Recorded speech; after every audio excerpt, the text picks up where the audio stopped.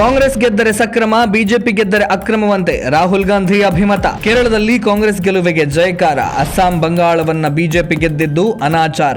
ರಾಹುಲ್ ಗಾಂಧಿ ಅವರನ್ನ ಅವರ ಅಪ್ರಬುದ್ಧ ನಡೆಗಳಿಗಾಗಿ ಪಪ್ಪು ಅಂತ ಕರೆಯುವುದುಂಟು. ರಾಹುಲ್ ಗಾಂಧಿ ಅವರ ಬುದ್ಧಿಗೇಡಿತನಕ್ಕೆ ಮಂದಬುದ್ಧಿಯ ಬಾಲಕ ಅಂತಲೂ ಛೇಡಿಸ್ತಾರೆ. ಆದರೆ ಈ ಟೀಕೆಗಳು ರಾಹುಲ್ ಗಾಂಧಿ ಅವರನ್ನ ಎಂದಿಗೂ ಅಧೀರನನ್ನಾಗಿಸಲಿಲ್ಲ. ಬದಲಾಗಿ ಅವರು ತಮ್ಮ ರಾಜಕೀಯ ಅಪಕ್ವತೆಯನ್ನ ಮತ್ತಷ್ಟು ಪ್ರದರ್ಶನಕ್ಕಿಡುತ್ತಾರೆ. ಆ ಸಾಲಿಗೆ ಈಗ ಮತ್ತೊಂದು ನಿದರ್ಶನ ಸೇರಿಕೊಂಡಿದೆ. ಕೇರಳದಲ್ಲಿ ಕಾಂಗ್ರೆಸ್ ಪಕ್ಷ ಅಭೂತಪೂರ್ವ ಜಯಗಳಿಸಿದ್ದು, ಫಲಿತಾಂಶದ ನಂತರ ಸಂಜೆ 5:25ಕ್ಕೆ ಎಕ್ಸ್ ಮೂಲಕ ಪ್ರತಿಕ್ರಿಯಿಸಿರುವ ರಾಹುಲ್ ಗಾಂಧಿ, ಅದ್ಭುತ ಮತ್ತು ನಿರ್ಣಾಯಕ ಜನಾದೇಶ ನೀಡಿದ ನನ್ನ ಸಹೋದರ ಸಹೋದರಿಯರಿಗೆ ಧನ್ಯವಾದಗಳು. ನಾನು ಮೊದಲೇ ಹೇಳಿದಂತೆ ಕೇರಳವು ಅದ್ಭುತ ಪ್ರತಿಭೆ ಮತ್ತು ಅಗಾಧ ಸಾಮರ್ಥ್ಯವನ್ನ ಹೊಂದಿದೆ.